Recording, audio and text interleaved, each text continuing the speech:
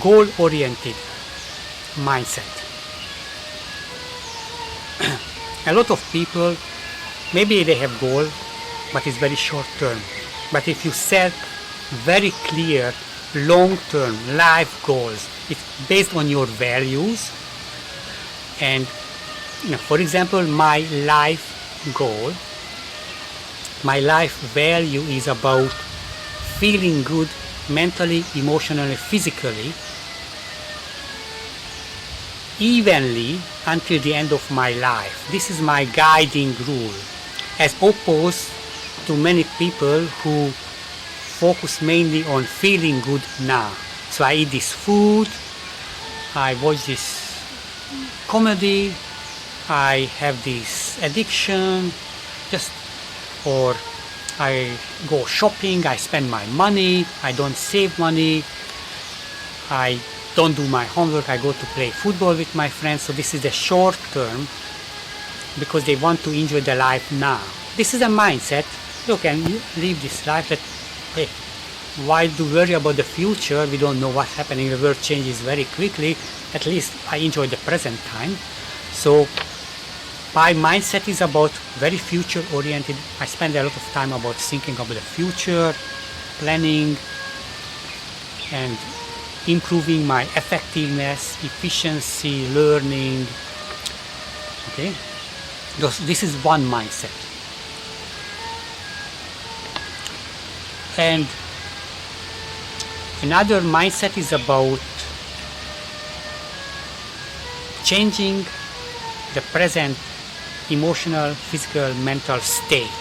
This is more about consciousness, that you are always in a certain state and you are in a specific environment and you do something specifically. So the mindset is that adjust your state, your emotional, physical, mental state to the things that you do.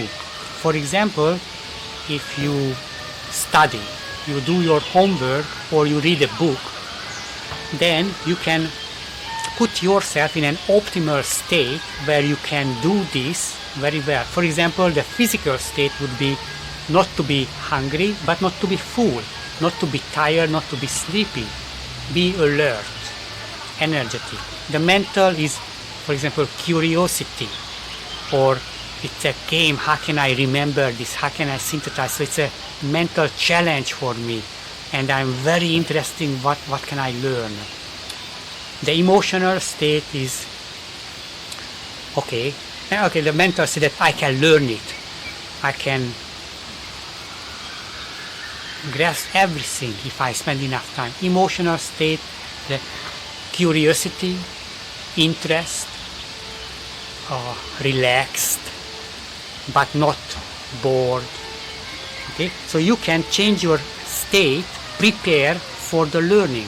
But let's say if you go for a dating, let's say first date, you have to be able to put yourself in a total different mindset. For example, playfulness or talkativeness, interest in the other person. So maybe you can be hungry if you already have a plan to go to eat, or you can be very playful, very energetic. Okay, so depends on what is your dating strategy. You can put yourself in a state where you can do the activities, take actions, communicate with people more optimally. So if you put together, okay, you can combine mindsets together. As I mentioned earlier, that strategic thinking is a combination of time, that longer time, and more aspects of life. So you can think about one perspective, multiple perspective, that is one mindset. Short term, long term, it's another one. But if you combine them, it's strategic and tactical thinking. So the same with this one. If you combine together this long-term awareness of your purpose and values and goals, and you chunk them into small subsets and sub goals. So this is the long-term attitude to life, that you always move towards reaching a goal, and actually you don't worry about reaching the goal, but you are moving because it's improving you.